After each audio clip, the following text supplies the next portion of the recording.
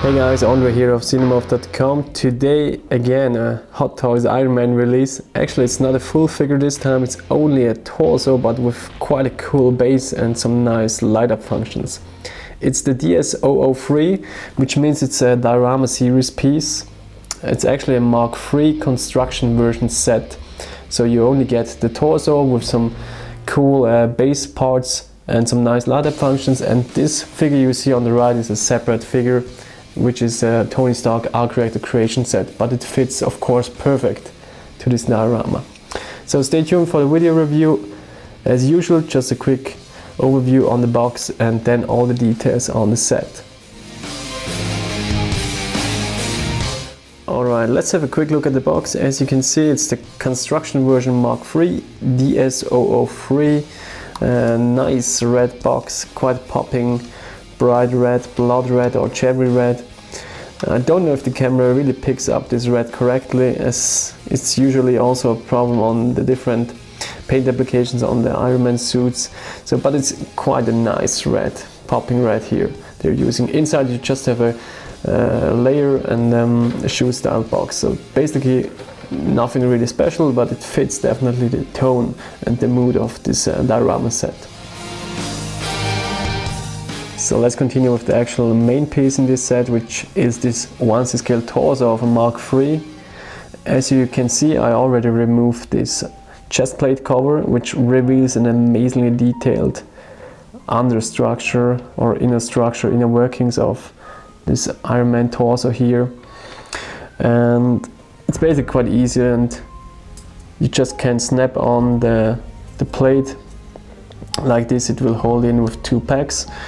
So quite easy stuff. And there's another magnetic piece that goes just above the waist area, so you have like a abdomen area piece which is connected magnetically, and you just can hold it like this and it will connect automatically with a magnet.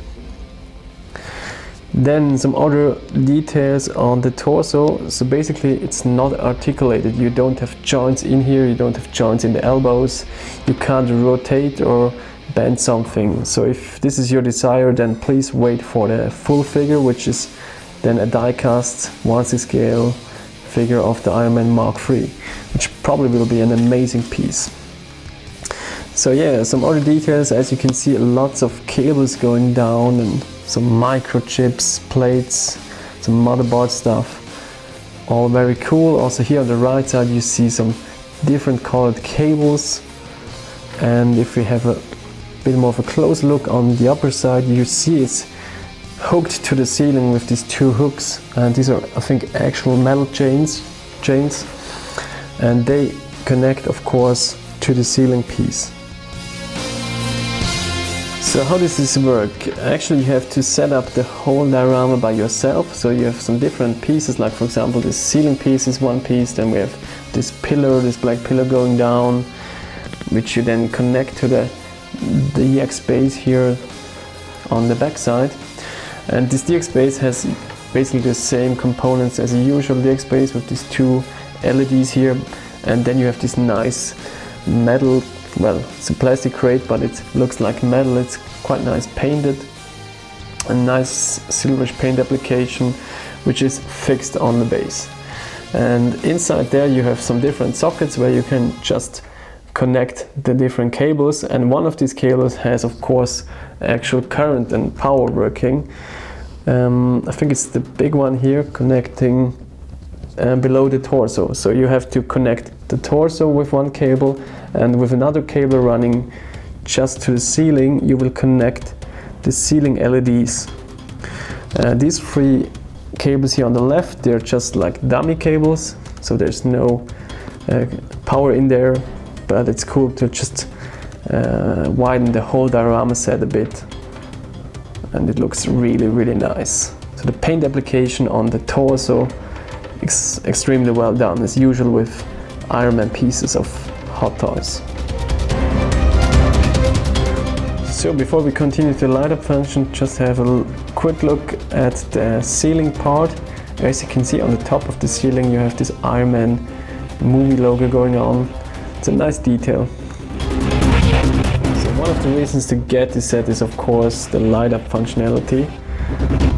I dimmed down the light a bit, so let's hit the switch. Cool.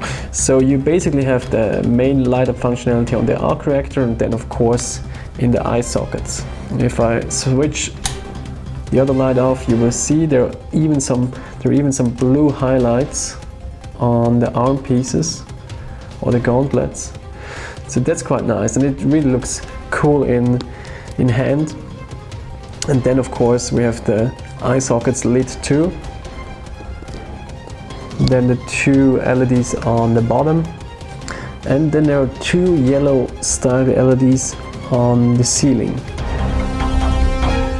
So if we zoom in a bit, you also can see there's a light running down the spine area. So basically all these cables are also lit too a bit. And if we zoom from this angle a bit more into the ceiling part, you will see some details there. So there is basically some yellow LEDs placed, which is nice. They're not that bright, but it really works. So they definitely cabled this setup quite nicely, and they used some powerful LEDs. It's really cool. Also here, of course, on the gauntlet area where normally the arc reactor cannons, the hand blasters are, we have some LEDs placed. So that's quite nice. Also the gauntlet area or the biceps area here, if you don't have a full lit environment, you will only see blue here, but if we turn on the light and turn off the LEDs, you will see that there are actually colored cables. So that's a quite nice detail.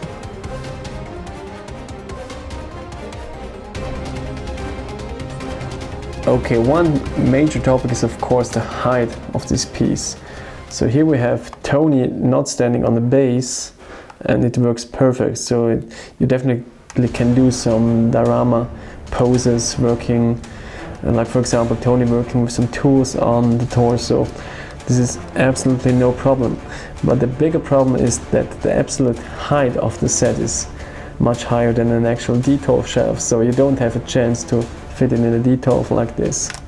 This is probably a bit of a drawback. If you plan to place it inside the D12, it won't fit. Okay guys, before closing this video review, a last comparison shot. Here we've got the Mark 7 armor next to the torso piece, and as you can see they work beautifully together. So my final conclusion on this torso set, it's quite a nice piece actually. It's a nice extension for your Iron Man collection. It might be a bit expensive, so it costs them almost double the price from the Terminator Salvation diorama torso set that we got in 2009 I think, which was 80 bucks, and this one is almost 150 I think. And if you want to get it now from Hong Kong, it's even more expensive. So basically I think I paid 180 US dollars for the set. But for a hardcore Iron Man collector, it's probably a must-have, and it's